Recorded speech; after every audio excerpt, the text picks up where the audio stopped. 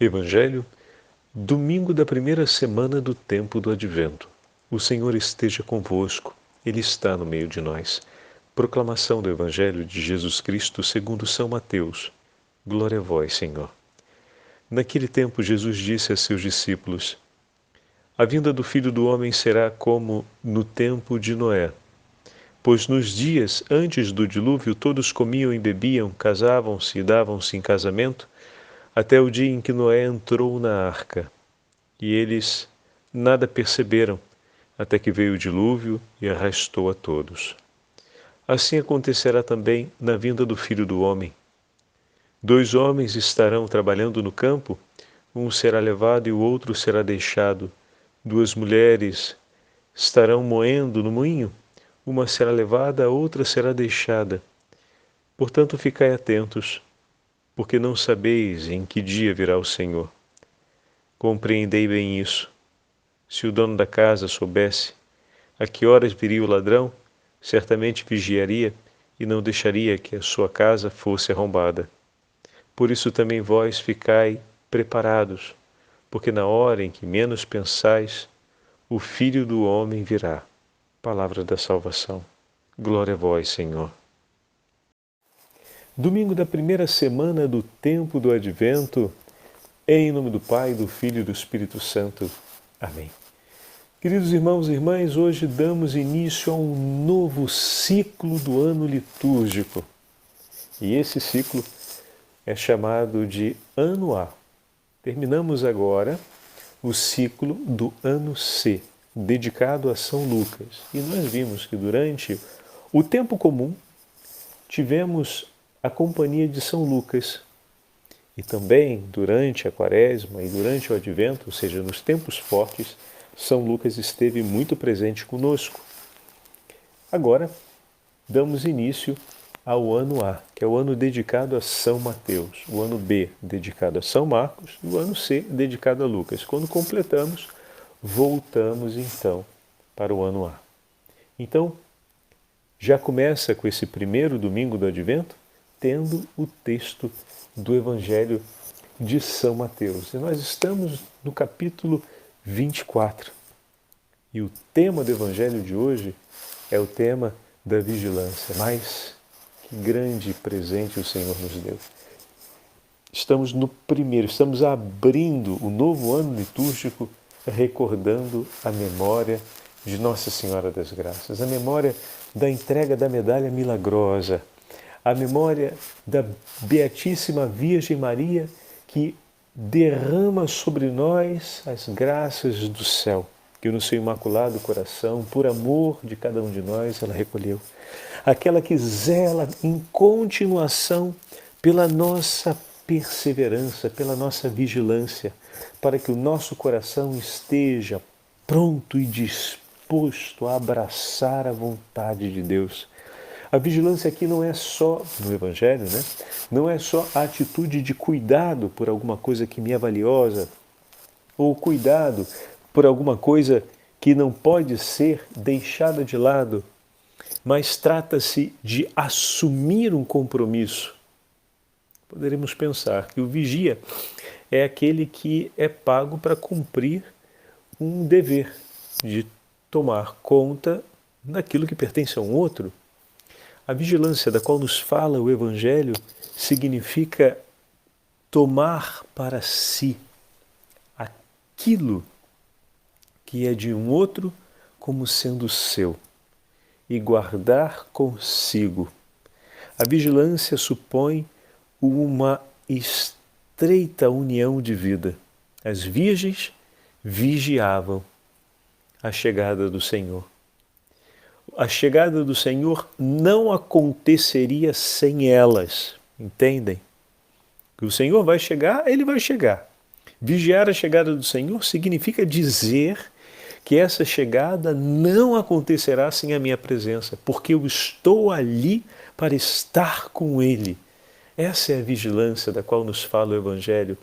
É uma atitude realizada de adesão a um outro, que nesse caso é Deus e sua soberana vontade.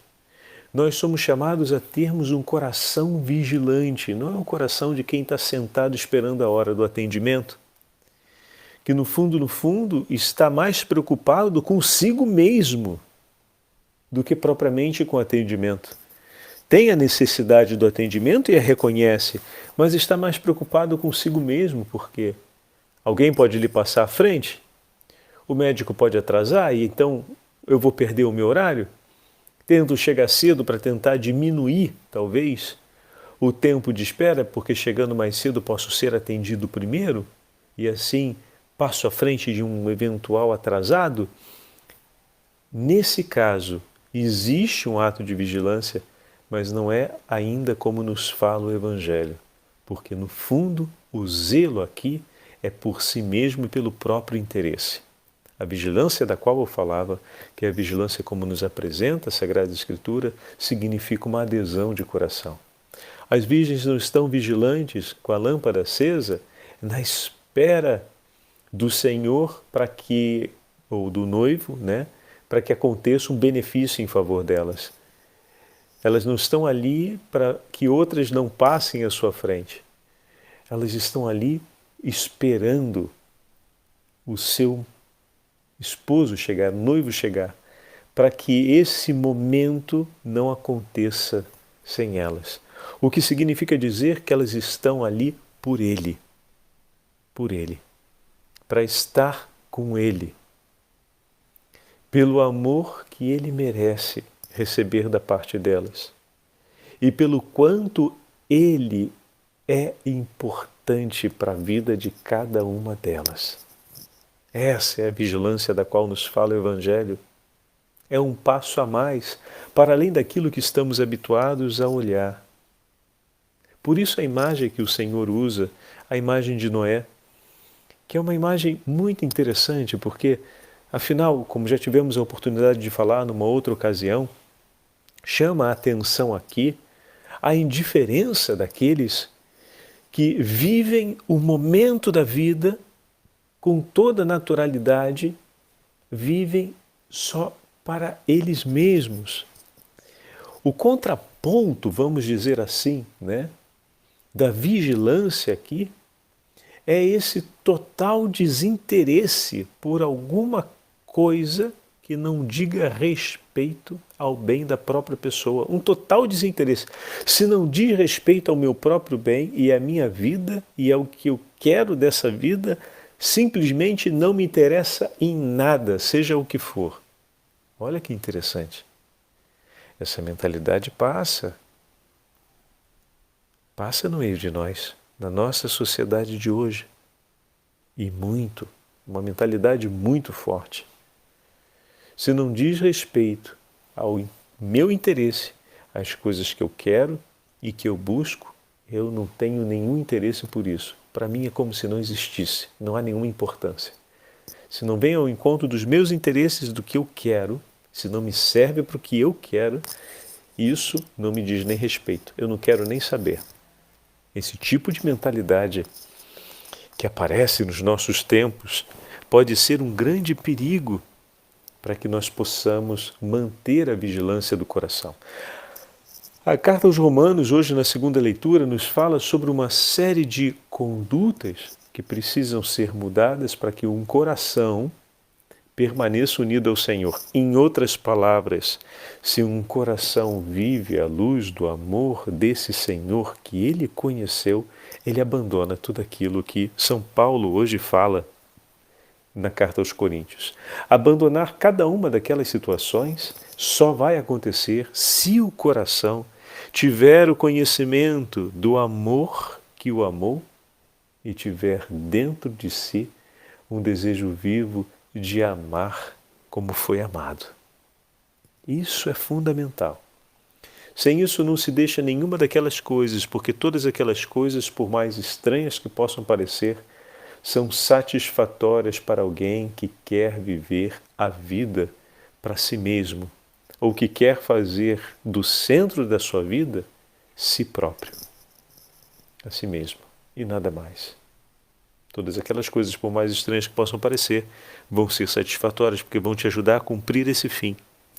Mas quando um, conhecendo o amor que recebeu de um outro, nesse caso do próprio Deus, um amor único e inconfundível, supremo e completo, e da experiência desse amor, deseja amar como resposta, e faz dessa experiência de amor o centro da sua vida, esse sim começa então o caminho de vigilância.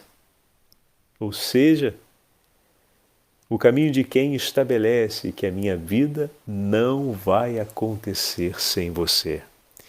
Que a minha vida não está completa se não for uma vida contigo, por você, uma vida na sua espera, para que estejamos juntos. Essa é a vigilância da qual nos fala o Evangelho. E aqui entra a imagem que falávamos ainda há pouco, né? Sobre aqueles habitantes da região de Noé, como uma arca construída com madeira e que demandou tanto investimento, porque afinal madeira não é um objeto comum naquela região, o que significa que é difícil de ser encontrado, o que significa que construir arcas foi um empenho de tempo enorme. Depois de dominar a arte náutica da construção de uma nave numa região onde não se tem essa tradição, demanda muita energia e busca por saber e por conhecimento, o que significa mais tempo, né? E por fim, tratando-se de um material escasso naquela região e um material nobre, precisava de investimento de fundo, né? Você precisava ter recursos para investir. E depois, aqueles que já haviam, pelo comércio ou por outras razões, viajados longas distâncias naquela época e conheceu assim a região dos grandes rios, como as regiões do Egito, ou então encontrou o Mar Vermelho, outras áreas onde viram naves grandes navegarem, tinham a esses, né, uma clara consciência que não fazia o mínimo sentido uma nave daquele tamanho no meio do deserto, que não poderia ser arrastada para nenhum desses lugares. Mas seria, no mínimo, inquietante pensar como assim um homem dedicou a vida dele a isso? O que levou esse homem a investir todo o dinheiro, tempo e energia para a construção de algo que é completamente fora do seu lugar, do seu contexto, vamos dizer assim? Só o único parâmetro que poderia permitir uma compreensão lógica e um significado para aquilo era o parâmetro da fé. Mas é inquietante o fato que todas essas evidências não geravam mais naquele povo uma mínima pergunta sobre isso. Vocês percebem como isso é escandaloso? Não gerava. Eles viviam como se nada fosse. E aqui vem aquilo que eu estava falando ainda há pouco.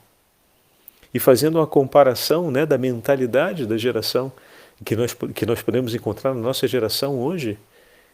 Uma vida tão orientada para si mesmo, que se aquilo que eu tenho à minha volta, ou próximo de mim, se não se orienta na direção disso, que é o para mim mesmo e o que eu quero para a minha vida, simplesmente eu ignoro como se não existisse.